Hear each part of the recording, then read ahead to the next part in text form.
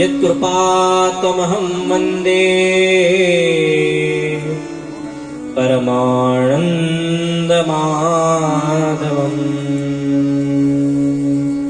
व्यासाय व्यासरूपाय जिष्णवे नमो वै ब्रह्मनिधये वासिष्ठाय नमो नमः। काषाय वस्त्रं करदण्डधारिणं कमण्डलुं पद्मकरेण शङ्खं चक्रं गदाभूषितभूषणाढ्यं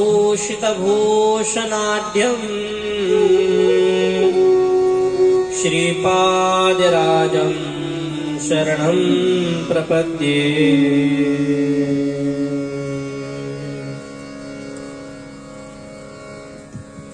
गोपाल कृष्ण भगवान की जय, गो माता की जय, वेदव्यास भगवान की जय, अवधूत चिंतन श्री गुरुदेव दत्त। हर नमः पार्वती पते, हर हर महादेव।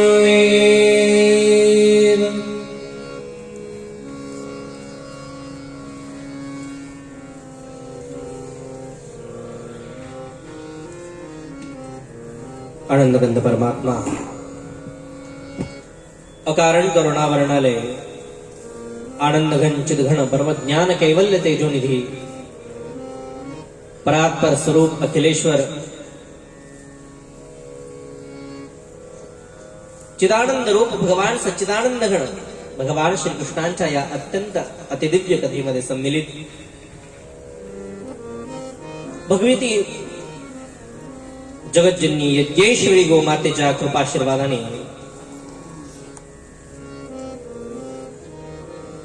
या भगवंताच्या अत्यंत परमपवित्र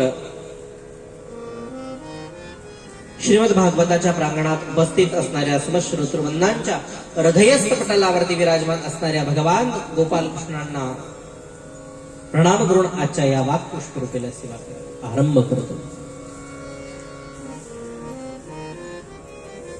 नारायण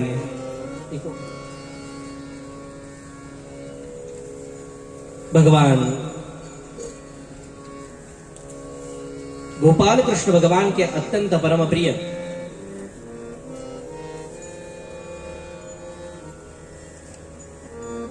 जो गोपाल कृष्ण भगवान सबसे ज्यादा जिनके साथ रहे, ऐसी परम पावनी जिनके सानिध्य में रहकर भी हमें सबसे ज्यादा पवित्रता प्राप्त होती है, ऐसी मां जगत जननी यज्ञेश्वरी भगवती श्री सुरभि गो माता के सन्निकट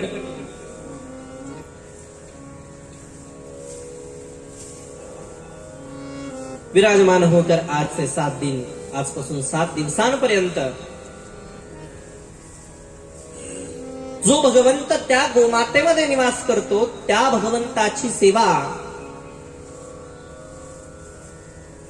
कायेन वाचे मनसेन्द्रियैर्वा बुद्ध्यात्मना वा प्रकृति स्वभावा करोमि यत्तत् सकलं परस्मै नारायणायेति समर्पयामि। जी काया वाचा मनाने घडणारी जी सेवा आहे, सेवेचे अनेक प्रकार असतात।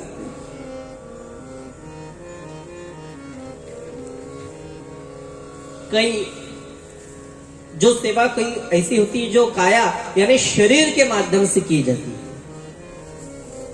एक सेवा होती है जो मन से की जाती है और एक सेवा होती है जो वाणी से की जाती है। काया वाचा मने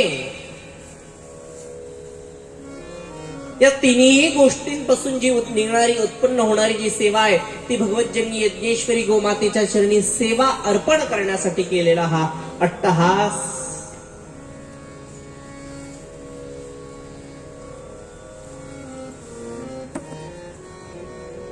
अकारण करुणावर्णालय भगवान सच्चिदानंद घन आनंदगंध परमात्मा ज्या मातेमध्ये विराजमान असतो, जी माता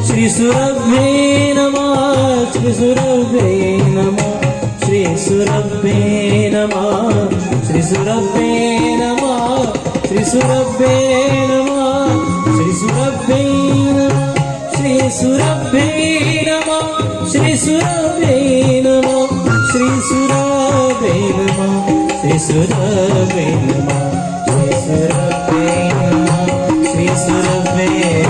श्री सुरभ्ये नमः श्री सुरभ्ये नमः श्री सुरभ्ये नमः श्री सुरभ्ये नमः श्री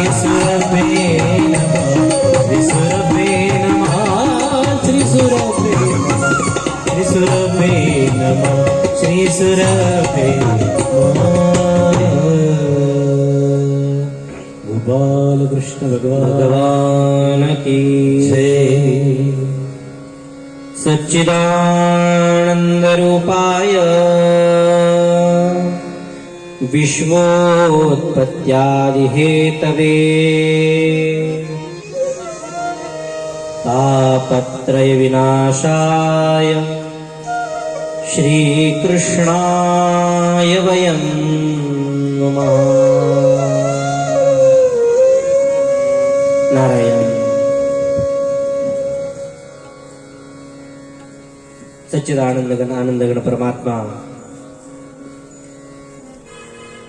भगवान श्रीकृष्णांच्या या अत्यंत दिव्य कथेत भगवंताचं अत्यंत परमप्रिय वाङ्मय श्रीमद भागवत नवे नवे केवळ भागवत एक कोणता ग्रंथ नाही। भागवतकार सांगतात की साधारण ग्रंथ नाहीये, तो साक्षात भगवान गोपाल कृष्ण आहे। ते नियम वाङ्मयी मूर्ती प्रत्यक्षात वर्तते हरे सेवनात श्रवणात पाठात दर्शनात पापनाशिनी। साक्षात वाङ्मय स्वरूप भगवंताचं आहे। अहो कोणी सोन्याचं ग्रंथ सोन्याची मूर्ती पाहतं, कोणी तांब्याचे, कोणी पितळाचे, कोणी पंचधातूंचे, अनेक वेगवेगळ्या भगवंताचे स्वरूप आहेत। पण या सगळ्या संपूर्ण स्वरूपामध्ये भगवंताचं अलौकिक स्वरूप जर कोणतं असेल तर ते भगवंताचं वाङ्मय स्वरूप। महाराज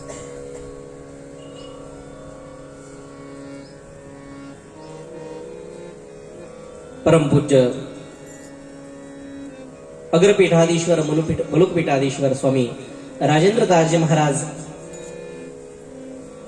त्या ठिकाणी नेहमी सांगतात की या गोष्टी जर लक्षात ठेवल्या, गुरु ग्रंथ और गोविंद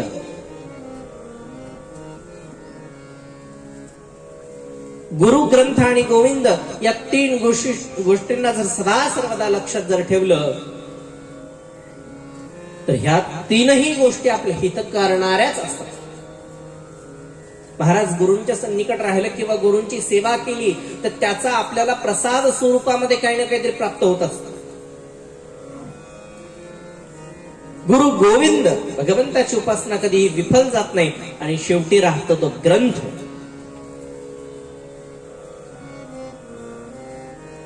महाराज ग्रंथाशिवाय या जीवनाला गत्यंतर नाही असं आहे। वाचाल तर वाचाल, भगवान का नाम स्मरण यदि करोगे तो भगवान पुण्यदायक है ही, भगवान का नाम पुण्यकारक है ही, पर उसके आगे भी भगवान का नाम जिस ग्रंथ में है उस ग्रंथ का यदि वाचन पठन और मनन चिंतन यदि हमारे ऐसे होता है तो केवल और केवल मोक्ष के अलावा हमें किसी और चीज की प्राप्ति होती ही नहीं।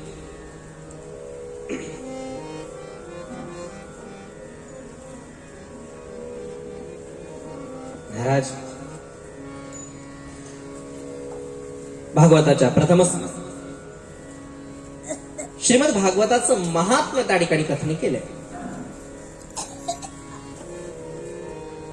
कोणतीही गोष्ट जर आपल्याला करायची असेल, कोणतीही गोष्ट आपल्याला जाणून घ्यायची असेल तर त्या आधी सर्वात महत्वाचं असतं ते म्हणजे महात्म्य। ती गोष्ट काय आहे, कशासाठी आहे, कशामुळे, हे जोपर्यंत आपल्याला कळत नाही तोपर्यंत आपल्याला तो ग्रंथ काय, ती गोष्ट काय हे लक्षात येत नाही। म्हणून आई, कोणत्याही ग्रंथाच्या आरंभाला त्याचं महत्व पटवून घेतलं पाहिजे. महत्व जर आपल्याला कळालं, लक्षात आलं, समजलं तर आणि तरच तो ग्रंथ आपल्याला कळू शकतो. महाराज, प्रत्येक ग्रंथाच्या, प्रत्येक पुस्तकाच्या पूर्वी एक निवेदन असतं. पान जर कधी उलटून पाहिलं तर त्यामध्ये निवेदन असतं. ते निवेदन काय करतं? ते निवेदन आपल्याला सांगतं की हा ग्रंथ काय आहे, कशामुळे आहे, या ग्रंथाचं फलरूप काय आहे. आणि तदनुसार जसं जसं आपण तो ग्रंथ वाचत जातो, अभ्यासत जातो, तसं तसं त्याची आपल्याला प्रचिती येते. महाराज, जोपर्यंत आपण श्रीमद भागवताचं महात्म्य त्या ठिकाणी जाणून घेणार नाही, मला सांगा, एक फार सुंदर आणि छोटस उदाहरण आपल्या समोर ठेवतो. अगदी लहान एक 10-12 वर्षाचं लेकरू आहे आणि त्या लेकराच्या हातामध्ये तुम्ही कोरी करकरीत 500ची नोट ठेवा. काय करेल होतो? वो बच्चा क्या करेगा माताजी? वो बच्चा कागज समझकर उस नोट को फाड़ देगा, 2 टुकड़ों में विभक्त कर देगा. पर वही यदि 500 की नोट किसी 10-12 साल या 15 साल के बच्चे के हाथ में थमा दो तो वो अपने जेब में चुपचाप रख देता है. क्यों? उसे पता है 500 रुपए की नोट की कीमत क्या है. जोपर्यंत महत्व आपल्याला पटत नाही तोपर्यंत आपण काहीच करू शकत नाही. महाराज, सनातन या धर्मामध्ये एखाद्या गोष्टीचं महत्व पटवून देणं फार मुश्किल आहे, फारच अवघड. पण तरी देखील साधू संतांनी आपल्या जीवाचं रान करून आपल्याकरता हे सगळं साठवून ठेवलंय.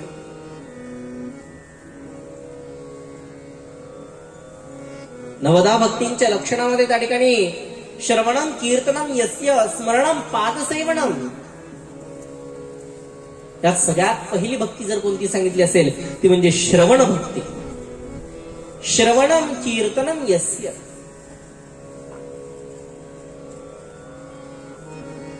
नवदा भक्तींचा हा सोपान आहे, मार्ग आहे. आणि हा मार्ग जर आपल्याला तार करून जायचं असेल, पार करायचं असेल तर त्याच्या एका टप्प्यावरती आपल्याला पोहोचावं लागतं आई. आणि मनुष्याला या देहापासून जर भगवंताकडे जायचं असेल, देहाकडून देवाकडे जायचं असेल, त्यामध्ये असणारा हा नवदा भक्तींचा हा मार्ग आहे. आणि हा मार्ग पार करत असताना सर्वात प्रथम आपल्याला कुठे जायचं असेल तर तो म्हणजे श्रवण या भक्तीच्या मार्गावर.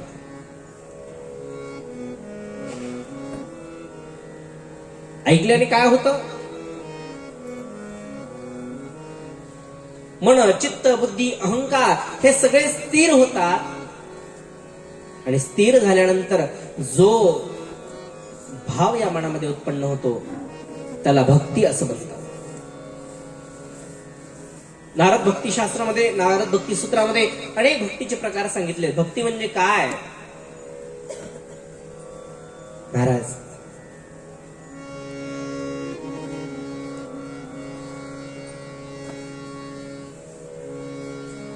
भक्ति भक्त भगवंत गुरु चतुर नाम वपु एक, तिनके पद वंदन किए नाशे विघ्न अनेक. भगवत भक्ती करणाऱ्या संतांच्या चरणाची रज देखील आपल्या मस्तकाला जर लागली नाही तरी देखील हा देह पवित्र होतो. इतकी श्रेष्ठतम त्या ठिकाणी भक्ती आहे महाराज.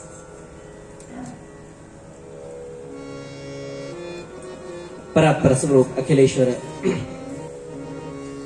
भगवंताचं नामस्मरण करत असताना या भागवताच्या प्रथम श्लोकामध्ये कृष्ण द्वैपायन वेदव्यास महाराज त्या ठिकाणी सांगतात, महाराज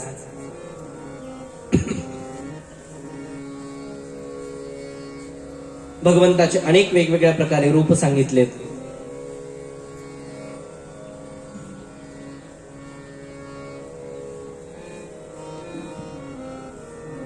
भागवताच्या प्रथम भागवताचं मंगलाचरण केलंय. मंगलानाम आचरय इति मंगलाचरण.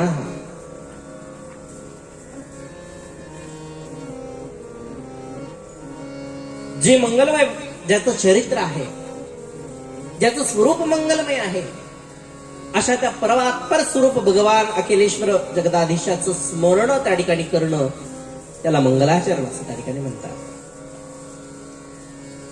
मंगलानाम आवाप्ते इति मंगलाचरण. महाराज काय सांगतात मंगलाचरणात? सच्चिदानंद रूपाय विश्वोत्पत्त्यादि हेतवे तापत्रय विनाशाय श्रीकृष्णाय वयं नमः. महाराज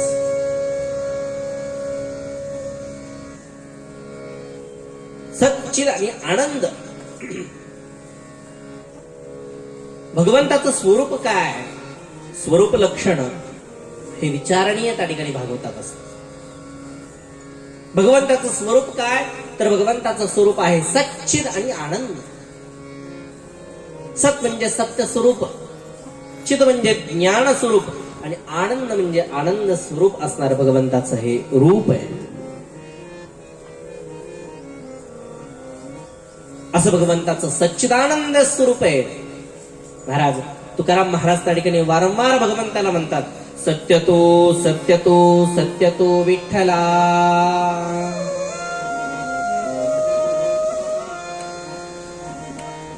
भगवंता तुम्ही सत्य स्वरूप आहात. महाराज भगवंतांना सत्य असं त्या ठिकाणी संबोधलंय तुकाराम महाराज.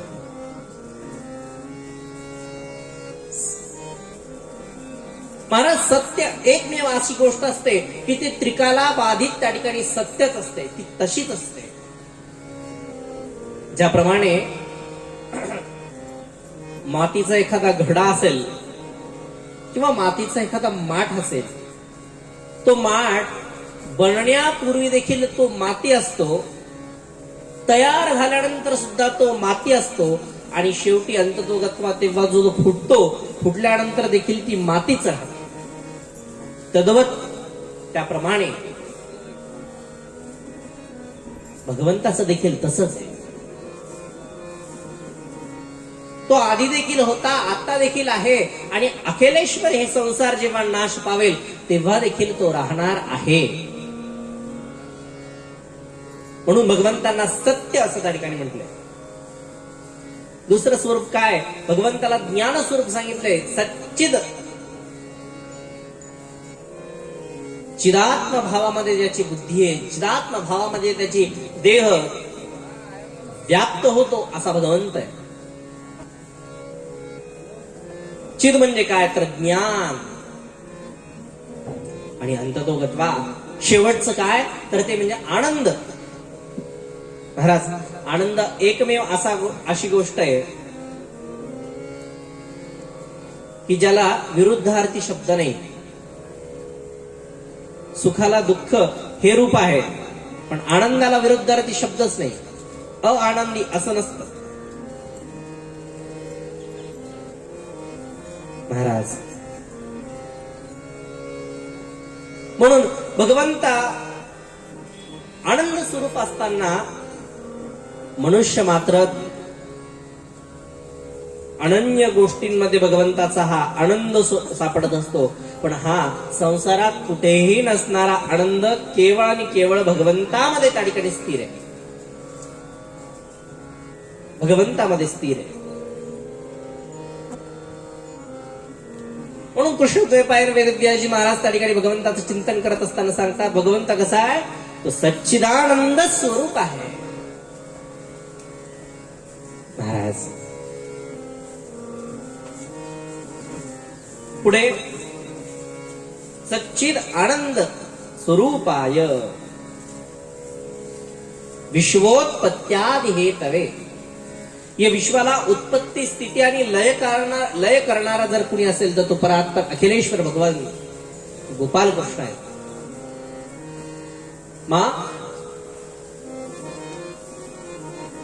इस देह को, इस पृथ्वी को, इस चराचर स्वरूप को यदि बनाने वाला कोई है तो एकमय परमात्मा है। उसके अलावा इस संसार को निर्माण करने वाला कोई नहीं है। तो ठीक है, इसे बनाने वाला भी वही है और बनाने के बाद में संभालने वाला भी वही है, और संभालने के बाद जब उसके मन में आता है कि इस सृष्टि का विनाश होना चाहिए, तब विनाश करने वाला भी वही है। महाराज, विश्वोत्पत्त्यादि हेतवे आदि हेतवे पर ब्रह्म परमात्मा भगवान श्री कृष्ण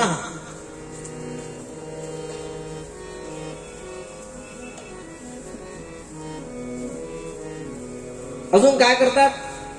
तापत्रय विनाशाय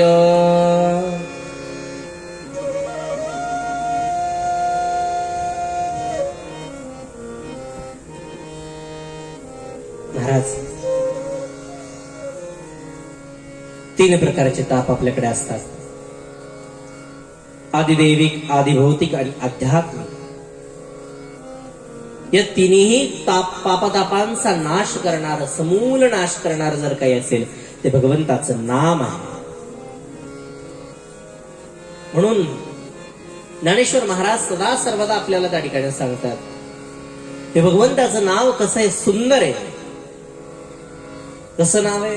सुंदर ते ध्यान उभी विठ्ठीवारी, सुंदर ते ध्यान उभी विठ्ठीवारी, करकटावरी करकटावरी हे बोलिया, सुंदर ते ध्यान उभी विठ्ठीवारी, सुंदर ते ध्यान.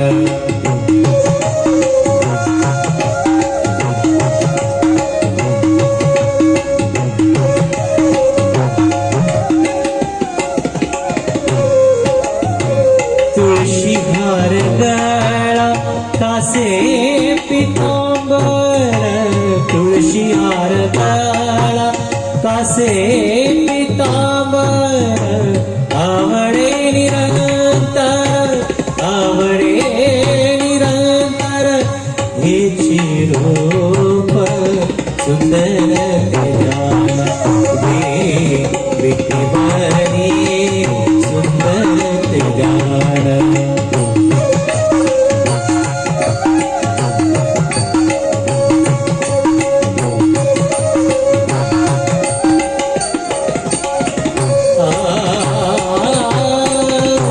मकर कुंडले तळपती श्रवणी,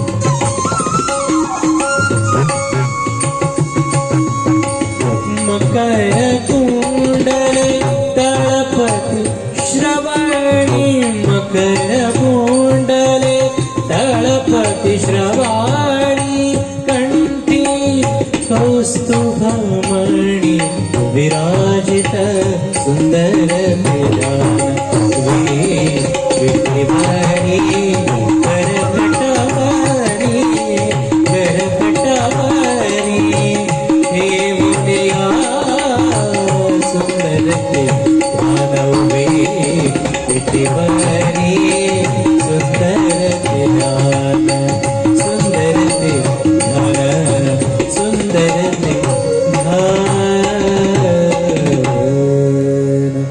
गोपाल कृष्ण भगवान की जय.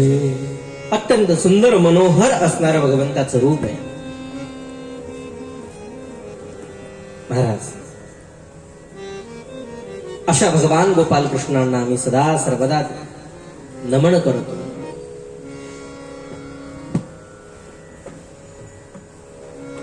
भागवताच्या आरंभाला त्या ठिकाणी भगवंताचं स्मरण केलंय, मंगलाचरण किया है. महाराज भागवत जी का आरंभ, इस महात्मा का आरंभ सभी ग्रंथों की परम मंगलमय स्थान श्री नैमिषारण्य तीर्थ क्षेत्र में 88,000 ऋषियों के सन्निकट विराजमान भगवान श्री सूत महर्षि को शौनक आदि ऋषियों ने अत्यंत विनम्र भाव से प्रश्न पूछा है. महाराज,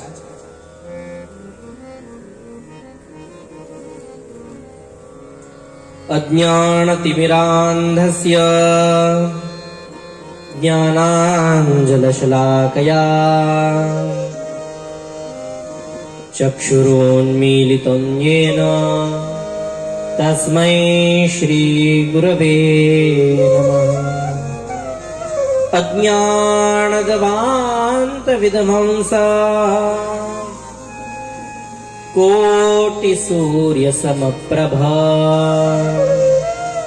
सूताख्याहि कथासारम् मम कर्णरसायनम्.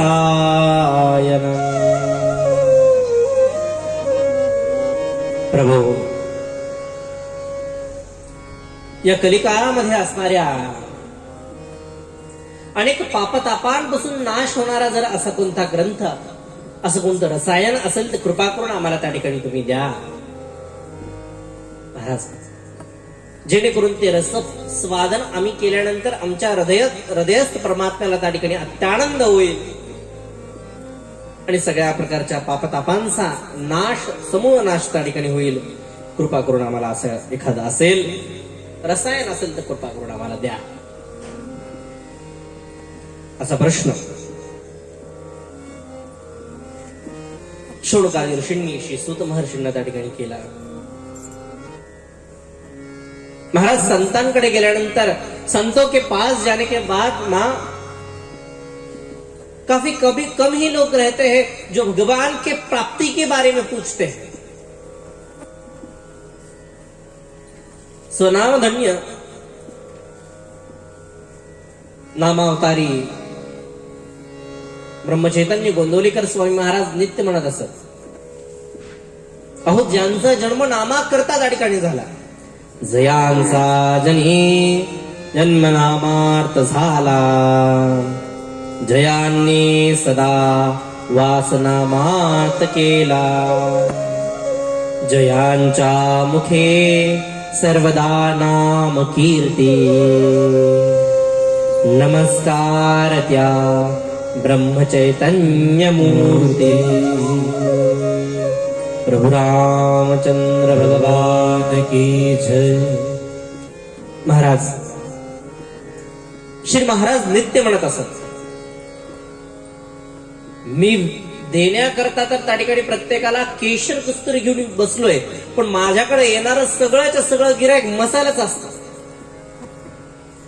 भगवान के पास जाने के बाद, सदगुरु के पास जाने के लिए सदगुरु तो आतुर होके बैठे हैं कि मेरा कब भक्त आएगा और मुझे भगवान के बारे में पूछेगा.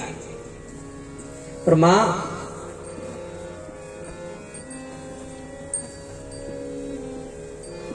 भक्त जाते हैं और सदगुरु के पास जाकर पूछते हैं संसार की सारी चीजें. महाराज, हमारा घर कब होगा, ब्याह कब होगा, नौकरी कैसे चलेगी, धंधा पानी नहीं चल रहा है, क्या ही करूं महाराज. महाराज जी, भाई ज्ञान करो बताओ.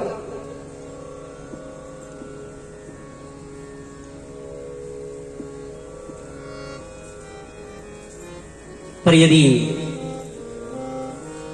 इस युग में यदि हमें श्रेष्ठ बनना है तो सदगुरु को भगवान के बारे में ही पूछना चाहिए.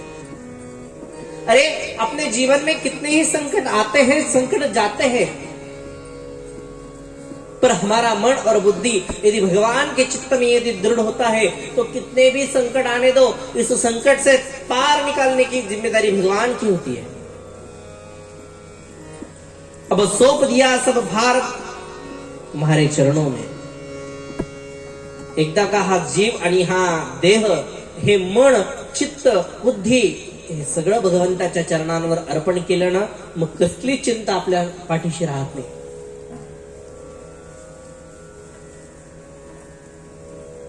सगळं काही त्या परमात्म्याला अर्पण करा. अब सौंप दिया इस जीवन का सब भार तुम्हारे हाथों में. अब सौंप दिया इस जीवन का सब भार तुम्हारे हाथों में. है जीत तुम्हारे हाथों में और हार तुम्हारे हाथों में.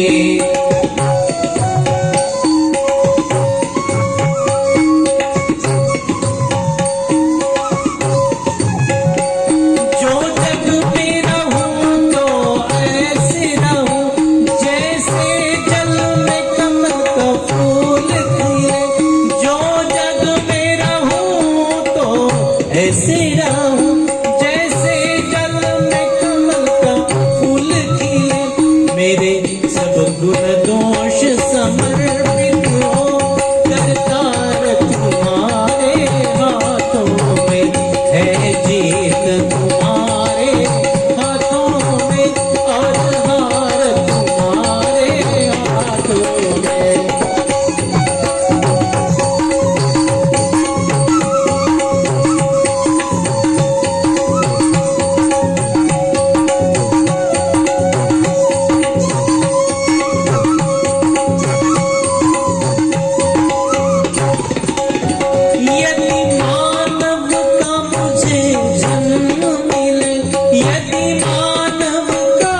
मुझे जन्म मिले तो तेरे चरणों का पुजारी बनूं.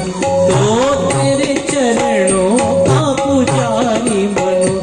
इस पूजा की एक रग का, इस पूजा की एक रग का होतार तुम्हारे हाथों में. अब सौंप दिया इस जीवन का सब भार तुम्हारे हाथों में. सब भार तुम्हारे हाथों में. सब भार तुम्हारे हाथों में. गोपाल कृष्ण भगवान की जय. तन मन धन अर्पण प्रभूला भक्ती करा निष्काम. सगळं काही जर एकदा भगवंतांना अर्पण केलं ना, मग कसली चिंता आपल्या पाठीशी राहत नाही. महाराज शौनकों ने यह प्रश्न पूछा सूत जी से, और सूत जी महाराज को भी बड़ा आनंद हुआ. वाह शौनक जी, क्या प्रश्न पूछा है. इस कलिकाल में उद्धारक यदि कोई चीज है तो एकमात्र श्रीमद् भागवत है, उसके अलावा कुछ नहीं. मराठी संतांनी सुद्धा वारंवार आपल्याला तेच सांगितलंय. ऐका जे तुम्ही भक्त भागवत, कराल ते हित सत्य करा. कोणाही जीवाचा नगडो मत्सर, वर्म सर्वेश्वर पूजनाचे. महाराज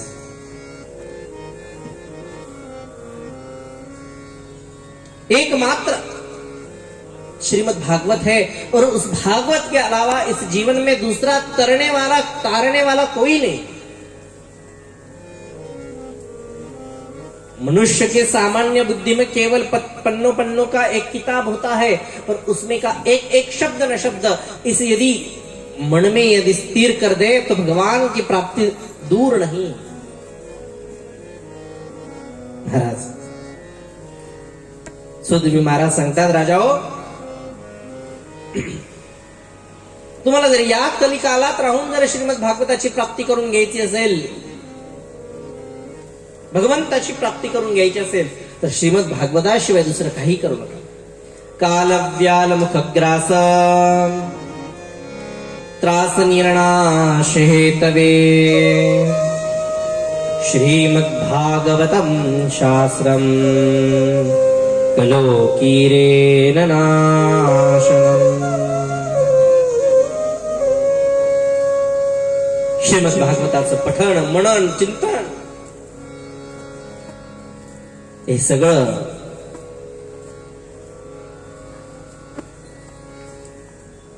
परत प्रश्न विचारला महाराज। हा प्रश्न हे श्रीमद भागवत पूर्वी कुणी ऐकलं, कुणी लिहिलं, कसं लिहिलं, हे सगळं काही आम्हाला ऐकायचंय, कृपा करून आम्हाला सांगा। महाराज आपण म्हणालात की या कलिकाळातलं सर्वाधिक श्रेष्ठ साधन आहे, हे कशाहून प्रमाणित होत? तेव्हा शौनकादी ऋषींना श्री सुतजी महाराज सांगतात, राजा हो, ज्यावेळेस भगवान श्री शुकदेवजी महामुनी राजा सत्तम परीक्षिताला श्रीमद भागवताची ही दिव्य कथा सांगत होते, तेव्हा एक प्रसंग घडला। तेव्हा स्वर्गातले सगळे देव हातामध्ये अमृताचा कुंभ घेऊन त्या ठिकाणी उपस्थित राहिले आणि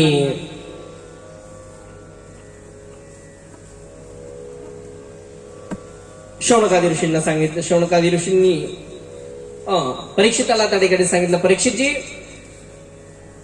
आपको शाप ही इतना ही मिला है कि क्या मिला है शाप कि तक्षक नाम का सर्प आएगा और आपको दंश करेगा और आपकी मृत्यु हो जाएगी।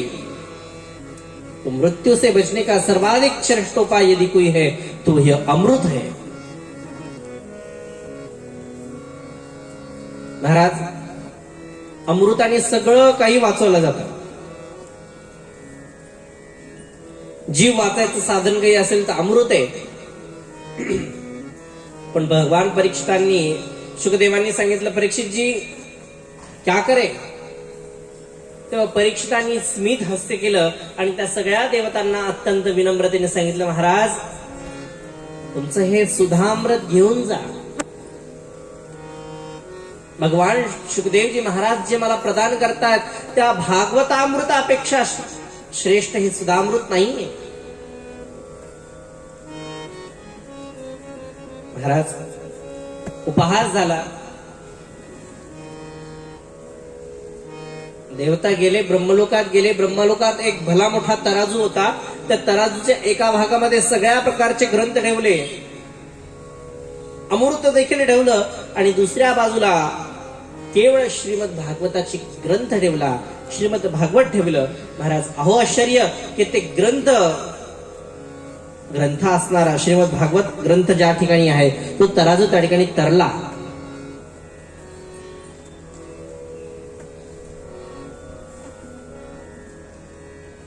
ब्रह्मलोके तुलांमध्वा तोलेन सातनन्यजा लघुनन्यानि जातानि गौरवेन इदं महत्। महाराज श्रेष्ठातम श्रेष्ठ भक्ती सांगणारा जर कोणता भक्ती ग्रंथ असेल तो म्हणजे श्रीमद भागवत ग्रंथ आहे।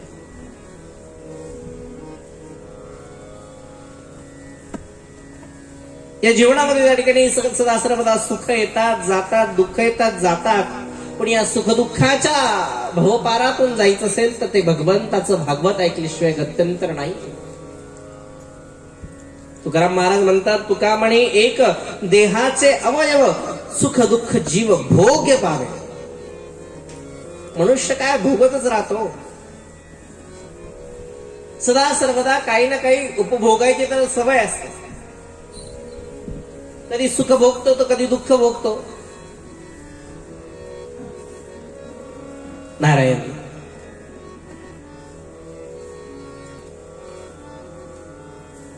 श्री सुतांना शौनकांनी विचारलं, महाराज आम्ही असं ऐकलं होतं की पूर्वी भगवान श्री नारदजी आणि भक्ती महाराजांची सनकादिकांची त्या ठिकाणी भेट झाली होती। ती भेट कशी घडली, कुठे घडली, आम्हाला सविस्तर रूपाने त्या ठिकाणी सांगा।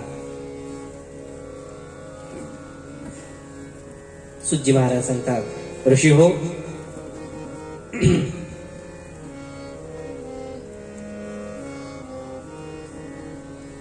एकदा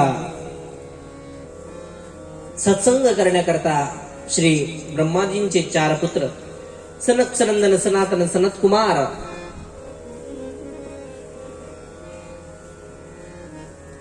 एकदा हि विशालायाम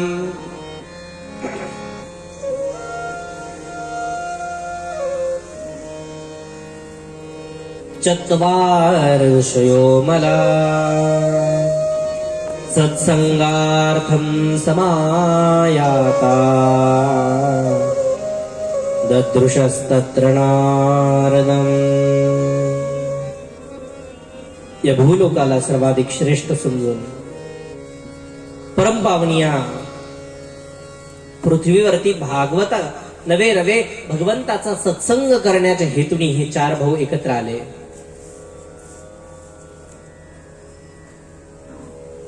विशाल क्षेत्रावरती बद्री विशाल क्षेत्रावरती यांची भेट घडली. महाराज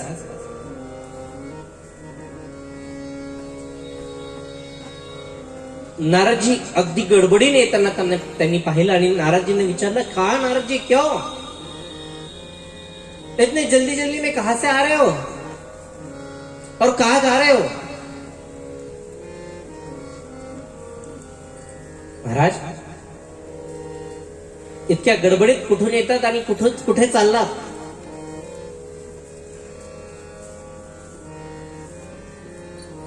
नारदजी सांगतात, महाराज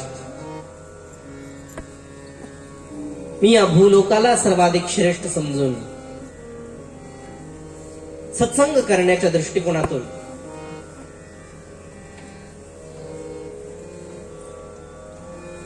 या भरत भूमीमध्ये त्या ठिकाणी आलो, भूमीवरती आलो. अहो मी सगळं काही त्या ठिकाणी फिरलो. मी श्रीरंगमला गेलो, मी सेतुबंधनाला गेलो, मी रामेश्वर पाहिलं, मी बद्री विशाल क्षेत्रावरती याकरता आलो. मी सगळीकडे त्या ठिकाणी फिरलो. पुष्करादी सरोवर त्या ठिकाणी मी फिरले. पण महाराज सगळं फिरत असताना मनाला संतोष वाटेल अशी एकही गोष्ट मला कुठेही दिसली नाही. हरिक्षेत्रम कुरुक्षेत्रम श्रीरंगम सेतुबंधनम एवमादिशि तीर्थेषु ब्रह्ममान इतस्तता नापश्यम कुत्रचित् शर्म मनः संतोषकारकम. माझ्या मनाला समाधान वाटेल असं मला कुठेही काही चित्र दिसलं नाही.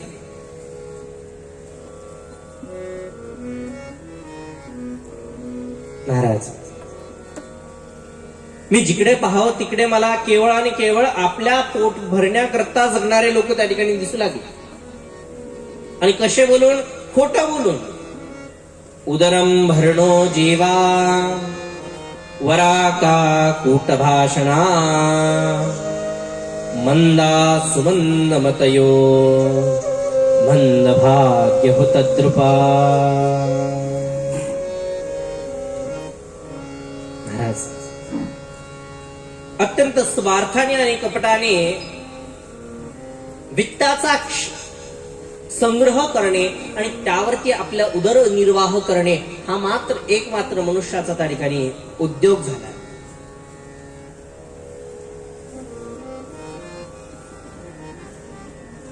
महाराज आश्रम आता आश्रम राहिले नाही. ते आश्रम आता 5 स्टार हॉटेलमध्ये रूपांतर झाले. आश्रमै यवने वृद्धास तीर्थानि सरतस्तथा. आता ना तर मला कोणत्याही आश्रमामध्ये न कोणी योगी दिसला न त्या ठिकाणी सिद्ध दिसला. नारदजी सांगतात भागवतामध्ये, पाखंडे निरता संतो विरक्ता सत्परिग्रह.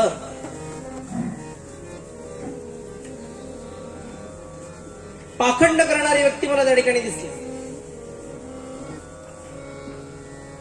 महाराज मी सगळं फिरलो, मनाला संतोष जेव्हा झाला नाही तेव्हा मनामध्ये इच्छा झाली की चला भगवान गोपाल कृष्णांनी ज्या ठिकाणी लीला केली अशा त्या श्रीधाम वृंदावनामध्ये जाऊया. तिथे एकदा आपलं मस्तक त्या ठिकाणी टेकूया, नतमस्तक होऊया आणि पुनश्च आपल्या धामाला त्या ठिकाणी जाऊया. महाराज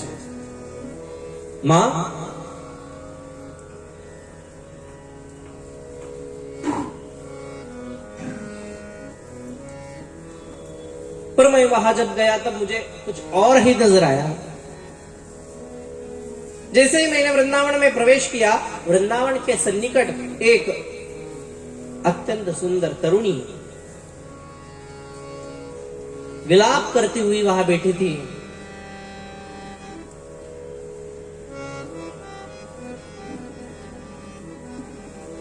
महाराज, विलाप करणाऱ्या त्या तरुणीकडे मी पाहिलं,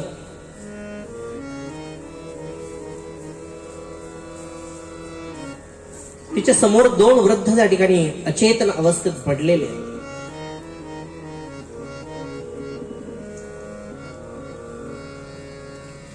ती त्या दोघांकडे पाहते, रुदन करते, आक्रोश करते।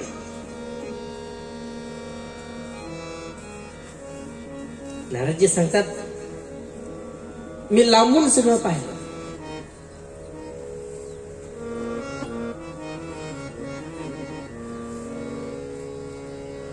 मी तिथून जात असताना हे पाहिलं दृश्य, आणि मी तिथून पुढे जात असताना अचानक त्या तरुणीने माझ्याकडे पाहिलं आणि त्या ठिकाणी मला बोलवायला आरंभ केला। भो भो साधो क्षणं तिष्ठ मच्चिंतामपि नाशय दर्शनं तव लोकस्य सर्वथा गहरं परम। महाराज,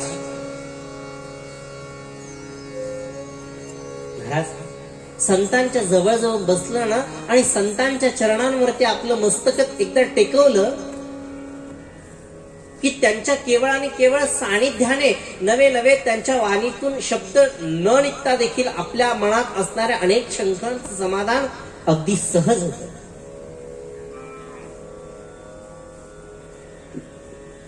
अगदी सहजतेने सगळं समाधान होतं।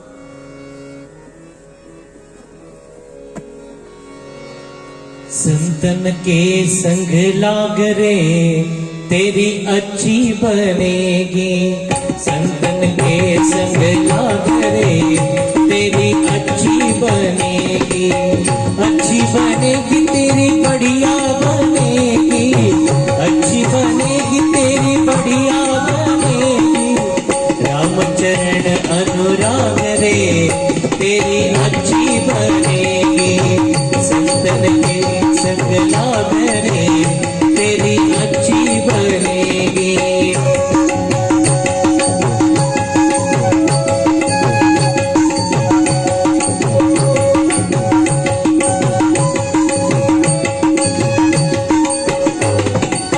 ध्रुव की बनी प्रहलाद जी की बन गई, ध्रुव की बनी,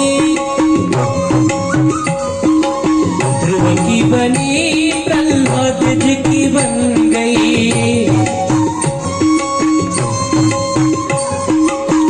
राम भजन में लाग रे तेरी अच्छी बनेगी, संतन के संग लाग रे तेरी अच्छी बनेगी।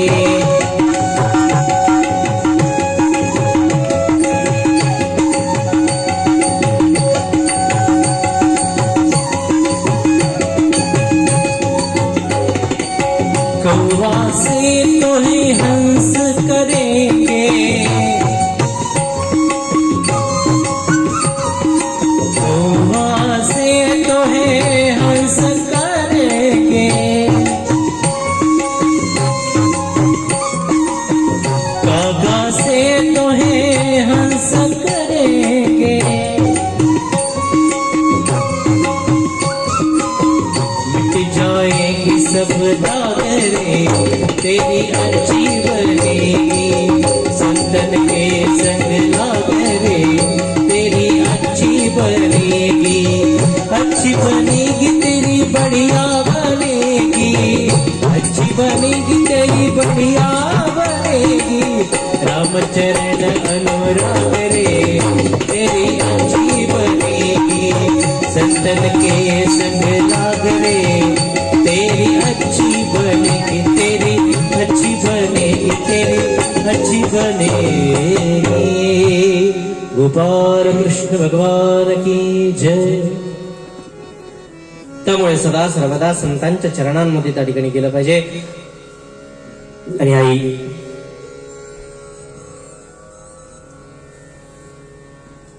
नारदजींना त्या श्रेणी पाहिला आणि त्या ठिकाणी कुमारिकेने नारदजींना आवाज दिला, महाराज क्षणभर त्या ठिकाणी थांबा आणि माझ्या सगळ्या मनात असणाऱ्या अनेक प्रकारच्या चिंतांचं त्या ठिकाणी निरसन करा.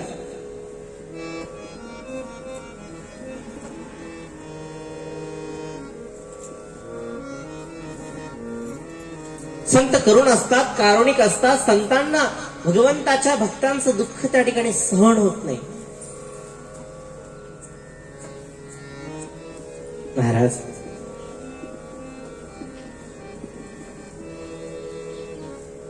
नारदजींनी तिला विचारलं, बाई तू कोण, कुठली, काय तुझा परिचय काय? तिने सांगितलं, महाराज मी भक्ती आहे. आणि ते तुमच्या दोन समोर पडलेले एकाचं नाव ज्ञान आणि एकाचं नाव वैराग्य आहे, हे माझे दोन्ही पुत्र आहेत. महाराज असं कधी पाहिलंय का, आई तरुण आणि मुलं म्हातारे असे पाहिलेत का कधी? असं होऊ शकत नाही. पण नारदजींना ही विपरीत स्थिती दिसल्यानंतर नारदजींनी अजून चौकशी केली, बाई काय गाव, कोणतं कुळ? तिने सांगितलं, महाराज अहम भक्तिरीती ख्याता इमो मे तनयो मतो ज्ञान वैराग्य नामानो कालयोगेन जर्जरो गंगाद्या सरितस्तत्र मत्सेवार्थं समागता तथा मे न च मे श्रेय सेविताया सुरेरती. महाराज नारदजी माझं गाव त्या ठिकाणी, माझं जन्मगाव, मी केरळ प्रांतामध्ये त्या ठिकाणी द्रविड देशामध्ये जन्माला आले.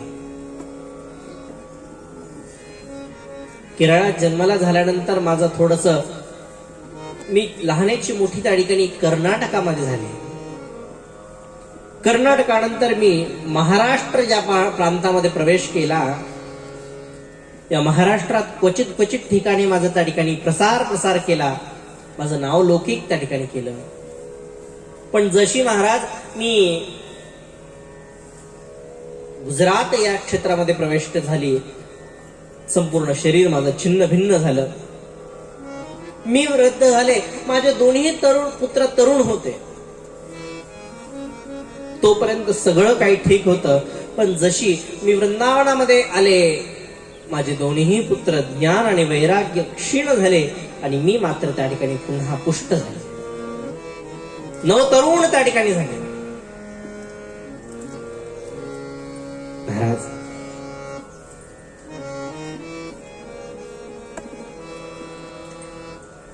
ज्या ठिकाणी ज्या गोष्टींचा ग्राहक नसतो, त्या ठिकाणी त्या गोष्टी तशाच पडून असतात. अत्रेमो ग्राहका भावान जराणवे मुंचता. इथे कुणीही याचा ग्राहक नाहीये. आमच्या वृंदावनात केवळ आणि केवळ भक्तीला त्या ठिकाणी प्राधान्य आहे. भक्तीर नृत्यात येत्रच असं त्या ठिकाणी सांगितलं. महाराज भक्तीने सांगितलं, महाराज कृपा करा, माझ्याप्रती कृपा करा आणि माझ्या दोन पुत्राला भक्ती, ज्ञान आणि वैराग्याला त्या ठिकाणी तुम्ही पुन्हा जागृत अवस्था प्राप्त करून द्या. महाराज नारदजी अनेक प्रयत्न केले, वेदांतांचा पाठ केला, गीतेचे पाठ केले, वारंवार केले. पण वारंवार करून देखील त्या दोघांना त्या ठिकाणी स्थिती प्राप्त होईना.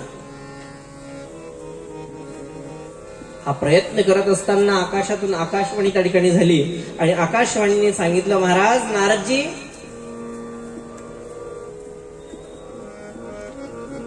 तुम्ही करत आहात तो प्रयत्न एक ना एक दिवशी त्या ठिकाणी सिद्ध होईल. पण हे करण्याकरता तुम्हाला सर्वात आधी सत्कर्म करावं लागेल. मनुष्य अनेक प्रकारचं कर्म करतो आहे, पण सत्कर्म म्हणजे काय नेमकी हे त्याला कळत नाही.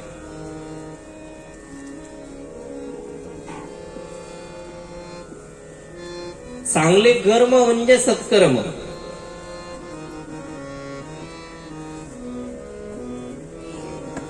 प्रभू, नारदजींना वाटलं सत्कर्म म्हणजे काय, याचं उत्तर कोणाकडे मिळेल तर आपल्याला संतांच्या जवळ याचं उत्तर मिळेल. त्यामुळे नारदजी सगळ्या संतांना विचारत फिरले सत्कर्म काय. महाराज आपापल्या परीने प्रत्येकाने उत्तर दिले, पण ज्या गोष्टीने आपल्या भक्ती ज्ञान वैराग्यांना उत्थान अवस्था प्राप्त होईल असं सत्कर्म नावाचं कर्म नारदजींना अपेक्षित होतं.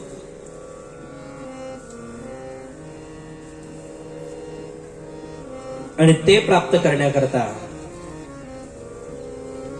नारदजी सांगतात, सनकादिकांनो, मी तुमच्यापर्यंत येऊन या ठिकाणी पोहोचलो. मैं आप तक आके पोहोचा.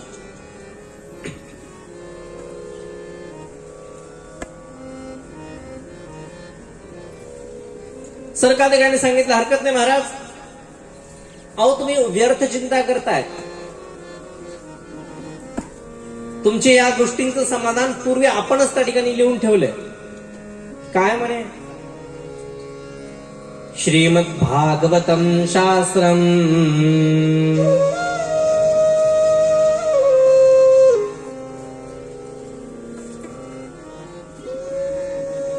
श्रीमद् भागवत नावाचं शास्त्र जे आहे,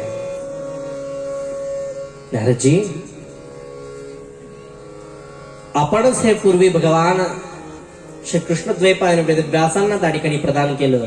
आणि त्याच वेदव्यासांनी याचा 18,000 श्लोकांमध्ये बहुविस्तार करून श्रीमद् भागवत नावाचा ग्रंथ त्या ठिकाणी निर्माण केला.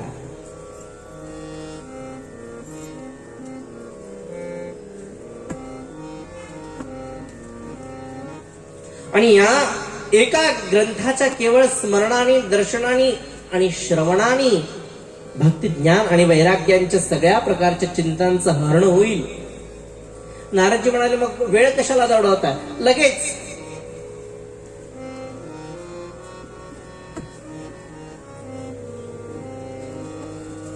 महाराज हरिद्वार क्षेत्रावरती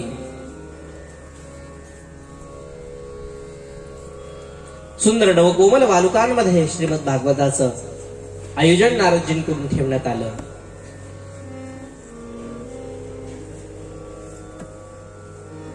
नारदजींना वारंवार प्रश्न पडावा, महाराज मी वेदांतांचा पाठ ऐकवला, मी गीतेचे श्रवण, गीतेचं सगळं काही त्यांना त्या ठिकाणी ऐकवलं, तरी देखील त्यांना उत्थान अवस्था प्राप्त झाली नाही. मग मी अशी काय गोष्ट केली पाहिजे. सनकादिकांनी सांगितलं, श्रीमद भागवताचं वाचन करा. पण त्या श्रीमद भागवतात सगळ्या कथाच आहेत,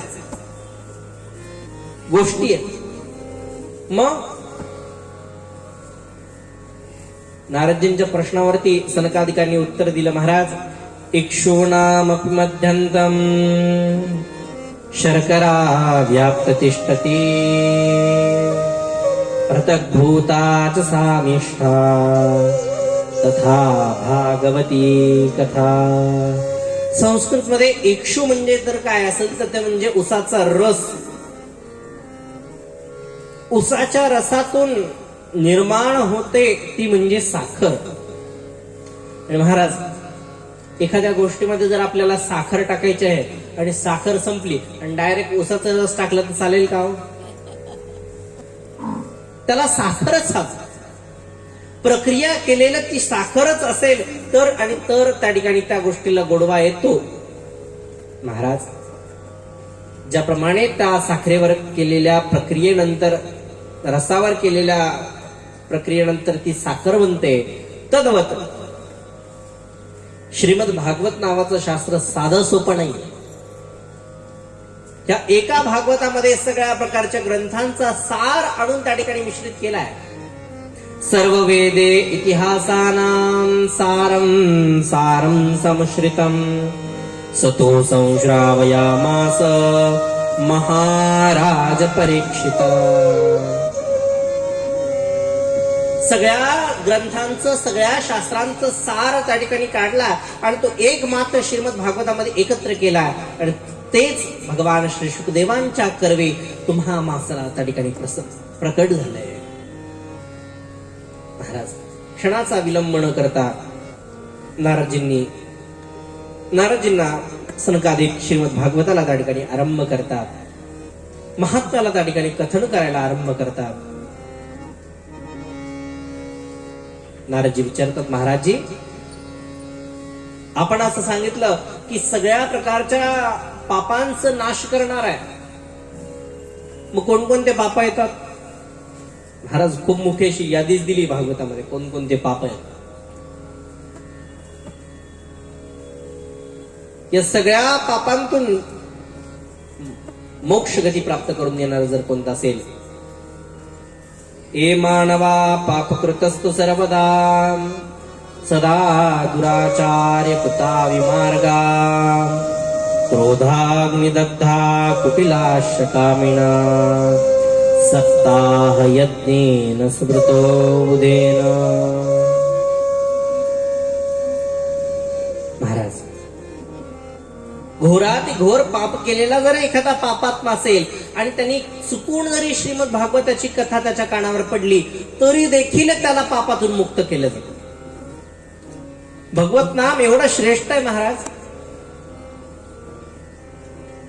एकदा एक चोर रस्त्याने चालला होता. त्या चोराच्या वडिलांनी त्याला सदा सर्वदा एक गोष्ट सांगितली होती, आवर्जून सांगितली होती की तो चोराचा वडील त्या चोराला म्हणत होता, कधीही कीर्तनाला कथेला जायचं नाही.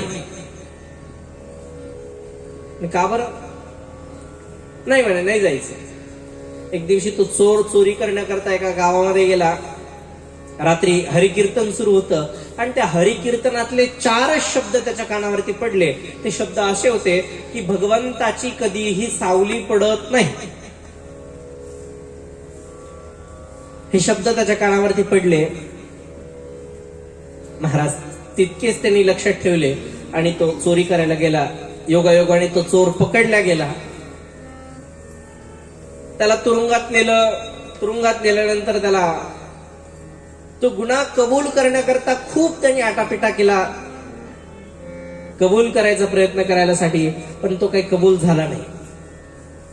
शेवटी तिथे एक जेलर होता. तो म्हणाला, महाराज तुम्ही त्याच्या अधिकाऱ्याला सांगितलं, तुम्ही फार चिंता करू नका, मी काय करतो, देवाचा वेश धारण करतो आणि त्याला म्हणतो, मी तुला प्रगट झालो, बाहेर गेल्यानंतर तुला मी सगळं काही देतो, तू इथं गुन्हा कबूल कर. महाराज रात्री तो हवलदार सगळा गेटअप करून आला देवाचा. तिथे उभा राहिला आणि त्याला सांगू लागला की मी तुझ्यावर प्रसन्न झालोय, तू गुन्हा कबूल कर, तुला बाहेर गेले की मी सगळं काही देईल. महाराज ते 4 शब्द त्याच्या कानावरती पडले होते. देवाची सावली दिसत नाही आणि नेमकी त्या मनुष्याची सावली तिथे त्याला पडलेली दिसली. त्याला लक्षात आलं की आपल्याला फसवण्याकरता डाव मांडला. तो काही शेवटपर्यंत कबूल झाला नाही. जेलरला वाटलं, न्यायाधीशांना वाटलं की हा काही चोरी करत नाही, त्याला सोडून द्या. महाराज त्यांनी 4 शब्द कानावर पडले होते. त्या 4 शब्दामुळे त्याला तुरुंगवासातून मुक्ती त्या ठिकाणी प्राप्त झाली. पण मनुष्याने सगळे जर श्रीमद भागवताची कथा ऐकली तर किती काय त्याला भेटू शकतं हो.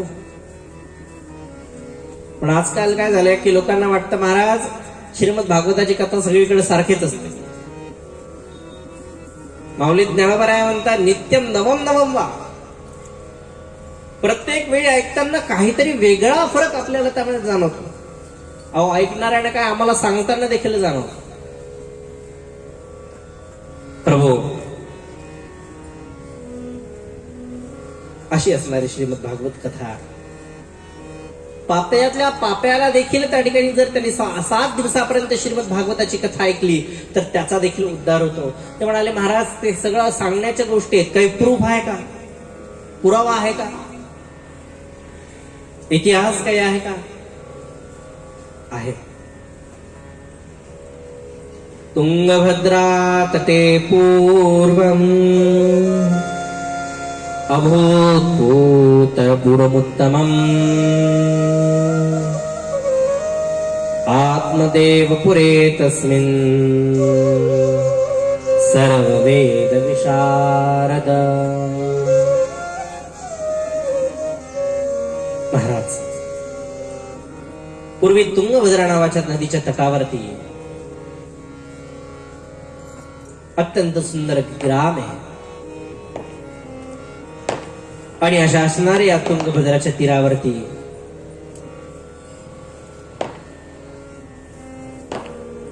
आत्मदेव नावाचे एक दिव्य सज्जन ब्राह्मण त्या ठिकाणी राहत आहे.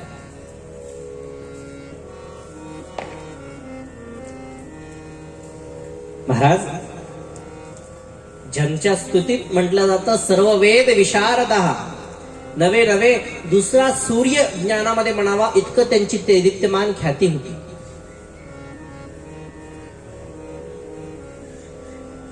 अशा असणाऱ्या या आत्मदेवांना एक पत्नी होती जिचं नाव आहे धुंदुली. तिचे काही 3 गुण सांगितलेत, काही अवगुण सांगितलेत. महाराज, ग्रंथकार सांगतात सुवाक्य स्थापिका नित्या सुंदरी सुकुलोद्भवा लोकवार्ता रता क्रूरा प्रायशो बहुजल्फिका.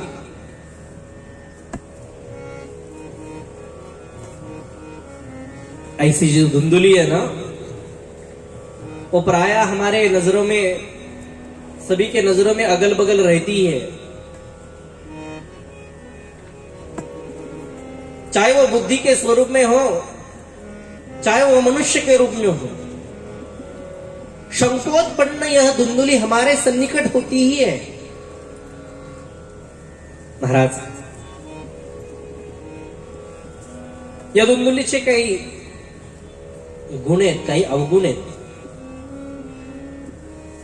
हिचं सगळ्यात मोठा अवगुण हा होता की स्ववाक्य स्थापिका नित्या, मी म्हणेल तेच खरं, मेरा वचन हे शासन म्हणणारी ती धुंधुली आहे. महाराज, तिला लोकवार्ता रता क्रूरा, 2 व्यक्तींमध्ये भांडणं लावण्यात सगळ्यात जास्ती पटाईत असणारी धुंधुली. जोपर्यंत एखाद्याचं भांडणं पाहत नाही तोपर्यंत तिच्या घशाखाली त्या ठिकाणी घासच जात नव्हता. अत्यंत क्रूर अशी असणारी ही धुंधुली. महाराज, आत्मदेवांकडे सगळं काही होतं, धनधान्य संपत्ती सगळी काही होती, पण एक मात्र सुख नव्हतं. महाराज, आपल्याकडे सगळं काही आहे पण आपल्याकडे पुत्राचं जर सुख नसेल ना तर त्या सुखाला काही एक किंमत राहत नाही. पुत्राचं सुख सर्वात महत्वपूर्ण असतं.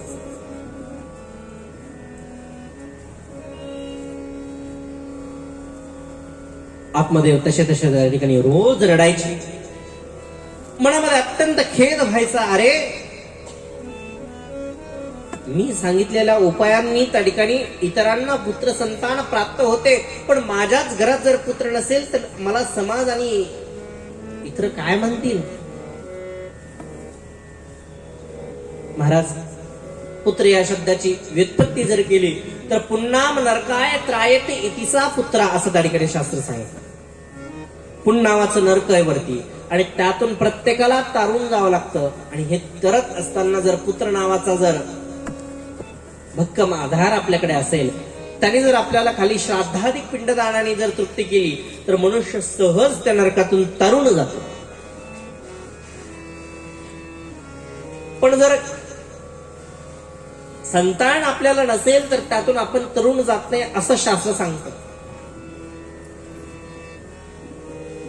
आत्मदेवांना वाटावं मला पुत्र नाही, मनामध्ये घोर ग्लानी त्यांच्या झाली. एक दिवशी आई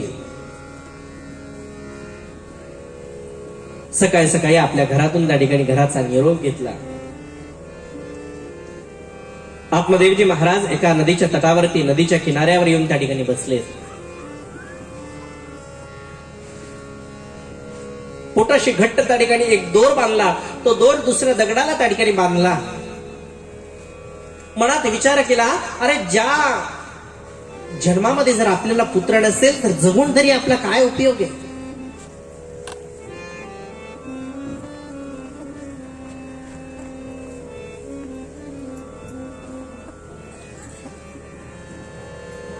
त्यापेक्षा मरण बरं. विचार केला महाराज. तितक्यात एक समोरून संत आले.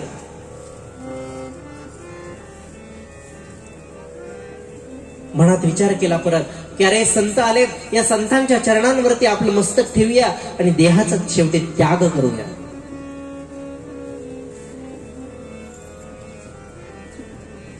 अत्यंत खिन्न मनाने त्या संतांच्या चरणांवरती नतमस्तक ठेवलं. नतमस्तक झाले. महाराज, संत सगळं काही जाणत असतात, मनुष्याचा स्वभाव जाणतात. आनंदी जर असेल तर अत्यंत आनंदाने त्या ठिकाणी ओतप्रोत होऊन प्रणाम करतो, पण मनातून जर दुःखी असेल ना तर सर्वसाधारण नमस्कार करतो. अत्यंत सरळतेने त्या ठिकाणी आत्मदेवांनी नमस्कार केला. आणि नमस्कार केल्याबरोबर त्या संतांनी जाणलं अरे हा व्यक्ती त्या ठिकाणी दुःखी आहे, कष्टी आहे. विचारलं महाराज अरे काय झालंय, काय अडचण असेल तर मला सांग. महाराज, आत्मदेवानी अत्यंत खिन्नतेने सांगितलं प्रभो, अहो या जीवाकडे त्या ठिकाणी धन दौलत संपदा सगळं काही आहे, पण काय कोणत्या मागच्या जन्मीचे पाप माझ्याकडून झाले माहित नाही. पण मी लावलेल्या झाडाला कधी फळ आलं नाही, कोणत्या झाडाला कधी कळी आली नाही. अहो इतकंच काय, मी माझ्या घरात जी गाय त्या ठिकाणी पाळतोय ना, त्या गायीला त्या गोमातेला देखील कधी वासरू सुद्धा झालं नाही. हो, मनुष्य पापी असावा पण इतका. आणि तेवढंच काय, माझ्या देखील कुळाला कधी दिवा त्या ठिकाणी वंश त्या ठिकाणी प्रगट झाला. महाराज नाना उपचार त्या ठिकाणी करून पाहिले, पण तरी देखील मला काही एक फरक पडला नाही. आता मात्र विचार केला की जीवन जगून उपयोग नाही, म्हणून शेवटी मृत्यूला कंटाळण्यासाठी चाललो होतो. आपण आलात, आपल्या दर्शनाकरता त्या ठिकाणी थांबलोय.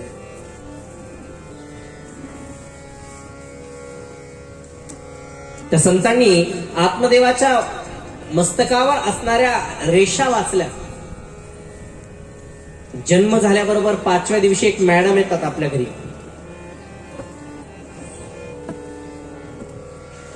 आपल्या भाग्याचं विधिलिखित लिहिण्याकरता येतात. कपाळावरती आपलं नशीब लिहून जातात.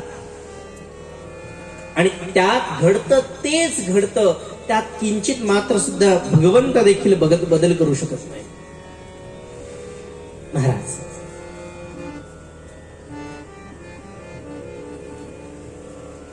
त्या भगवंताच्या आत्मदेवाच्या भाग्याच्या रेषा त्या ठिकाणी वाचल्या. आणि त्या साधूंनी आत्मदेवाला सांगितलं, आत्मदेवा लक्षात ठेव, अरे आज काय, या वर्षात काय, पुढची 7 जन्म जरी गेले तरी सुद्धा तुझ्या घरी पुत्र संतान प्राप्त होणार नाही, लक्षात ठेव. अरे सोड हे सगळं जीवन आणि हो संन्यासी, चल माझ्यासमोर. आत्मदेवाने सांगितलं, महाराज तुम्हाला काय माहिती, गृहस्थ सुखात काय आनंद आहे. चिमुकल्या लेकराने बोबड्या वचनाने आपल्या वडिलांना मारलेली हाक काय माहिती. दुडुदुडू करत आलेला बाळ आपल्या वडिलांच्या मांडीवरती जेव्हा बसतं तेव्हा तो सुखाचा आनंद काय माहिती.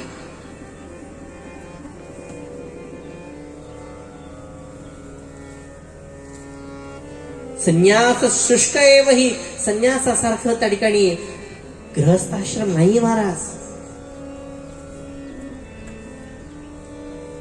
जेव्हा व्यक्ती एखाद्या दुविधेमध्ये अडकलेला असतो नाही, तेव्हा भगवंत अनेक प्रकारे त्याला सावरण्याचा सांगण्याचा प्रयत्न करतो. पण मनुष्य मात्र आपल्याच देहभान बुद्धीमध्ये इतका भारावून गेलेला असतो की त्याला कसलीच पर्वा नसते, केवळ आपल्या सुखासाठी. महाराज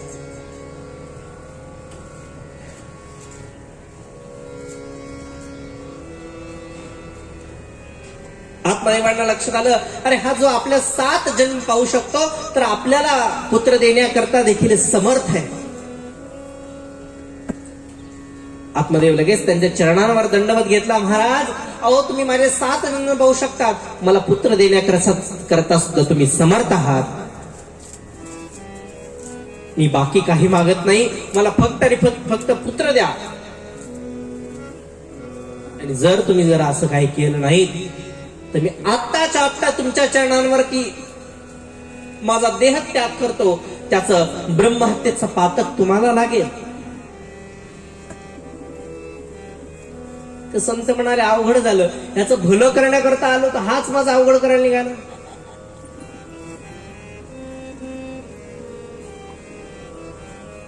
नारायण